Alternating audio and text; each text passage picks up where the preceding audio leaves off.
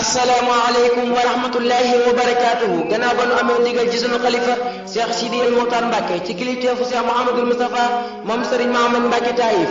mboolem njabootug maam Serigne Lo gépp Serigne Dame Lo di xalifa bi ak rakam Serigne Cheikh Maguette Lo ak Serigne Bassir Lo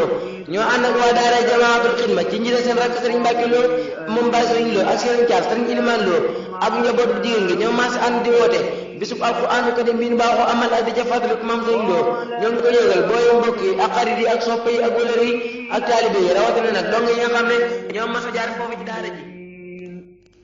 nag ren dafa am wute ak daaw bokk na ci wute gi toxal gi nga xam ne moom lañ ko toxalee ci ndigal Cheikh Mouhamadul Moustapha jëlee ko ci fukki fan ak juróom-ñeent ci weeru kër yi indi ko ci ñaari fukki fan ak juróom-benn ci weeru kër yi maanaam 26 ci weeru sawal mu war a tombé nag bisu ajjuma ñaar fukki fan ak benn ci weeru sulet atum 2017 ba tey programme ren bi bokk la bu daa bi ndaxte su bëgg la lay tàmbali buñ julee timis lépp jeex nii la nar a demee insha allah rabbi dinañu xëyee jàng alquraanu karim ak xasaayid ñaanal Baye Serigne Lo su ko defee bu fukki waxtu jotee ñu tàmbali programme bi wane fa ko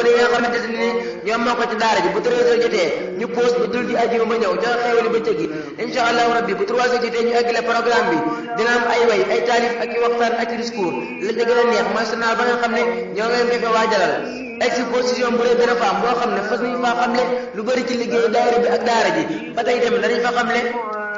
yeneen i mbir yu am solo ñu leen fàttali nag bis bi day bisu alquranul karim moo tax ñu tuddee ko nitu alquran ku tabe woon te tey te taaru woon yaatu yiw te doon yéwénal koo koy Serigne Mbacke soxna Lo Cheikh Mahamad Mbacke borom Taïf ak Bayla borom noppeg joxe boole ku koy safoo ñoo ngi lay woo ci bis bi di fàttali ne nag moom tamit danañ ko xam ne ci exposition ba moom wajuram Serigne Cheikh Amadou Mbacke Gaynde Fatma kon daal bu ko kenn wutee vendredi le 21 juillet 2017 yamal jumaati surtout waxee sawal xama alfu arbahumia wa samaayida wa salaasun wassalaamu aleykum wa rahmatullahi wa barakatuhu